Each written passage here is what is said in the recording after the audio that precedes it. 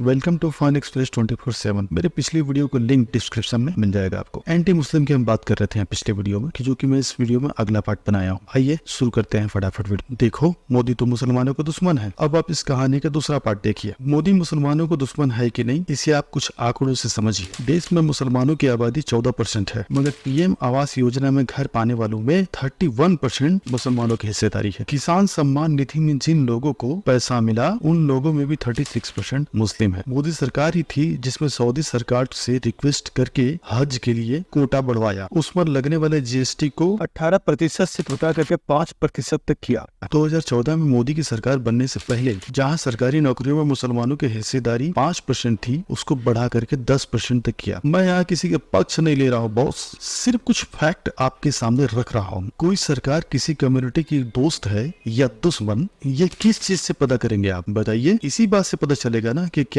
इस सरकार ने उस पक्ष के लिए कुछ किया या नहीं किया। क्या सरकार की नीतियों का फायदा उस वर्ग को हुआ या नहीं हुआ। लगभग सारे आंकड़े बताते हैं कि जिन लोगों को उन सरकार की नीतियों का फायदा मिला, उसमें 30% से ज्यादा मुस्लिम है। मतलब सरकारी योजनाओं में मुसलमानों को उनको टोटल आबादी में से दोगुनी से भी ज्यादा हिस्सेदारी मिली। अब बताएं, क्या ऐसा हवा हवाई में हो गया? नहीं ना। सरकार अगर किसी कौम की दुश्मन होती तो क्या योजनाओं में उनके लिए किसी किस्म के अड़ंगे नहीं लगा सकती थी? मगर बीजेपी सरकार ने ऐसा किया या नहीं किया? सरकार अगर किसी कौम की दुश्मन होती तो क्या उसकी योजनाओं में किसी किस्म का कोई अड़ंगे नहीं अड़ा सकती थी? बिल्कुल अड़ा सकती थी। मगर बीजेपी सरकार ने ऐसा किया या नहीं किया, इसकी गवाही तो खुद आंकड़े दे रहे हैं, मुझे कुछ बोलना ही नहीं। अब दूसरा आंकड़ा देखिए। 2024 में खत्म हुए लोकसभा चुनाव में सिर्फ 6% बीजेपी को वोट दिया गया मुसलमानों के जरिए से। मतलब 2019 में 9% वोट बीजेपी को दिया गया था, जो 5 साल में घटकर 6% हो गया। मतलब जिस मुस्लिम कम्युनिटी को बीजेपी की टाइम सरकारी स्कीमों में अपनी आबादी से दोगुनी हिस्सेदारी मिल रही है, वही कम्युनिटी बीजेपी को 6% वोट भी नहीं दे रही है। अब आप बताइए, कौन किसके साथ ज्यादती कर रहा है? सरकारी योजना में मुसलमानों को 30% लाभार्थी बनाने वाली बीजेपी गवर्नमेंट, या फिर बीजेपी को 6% देने वाला मुसलमान? कमेंट करके जरूर बताइएगा। नीचे कमेंट बॉक्स खुला हुआ है और ये वीडियो और भी लोगों तक जरूर पहुंचाएं। लेकिन इसके बावजूद कि मोदी जी ने अपने कैबिनेट में एक भी मुस्लिम को टिकट नहीं दिया, वो तो इनके दुश्मन है। मगर एक भी शख्स दूसरी तरफ से लोगों से ये सवाल नहीं कर रहा है कि भैया कि सरकार आपके लिए इतना कुछ कर रही है, फिर आप उसे वोट क्यों नहीं करते? मतलब सरकार और आपके लिए क्या करके दिखा दे? दिक्कत ये है ना दोस्तों, जैसे ही आप ऐसा सवाल करेंगे, आप पर ठप्पा लगा दिया जाएगा कि आप भक्त हैं। कोई ये नहीं सोचेगा कि बात तो फैक्ट पर हो रही है। चाहे हम सरकारी योजना के लाभार्थियों की बात करें या बीजेपी को मुस्लिम वोट की बात करें, कोई इस पर बात नहीं करेगा। बस पूरा इकोसिस्टम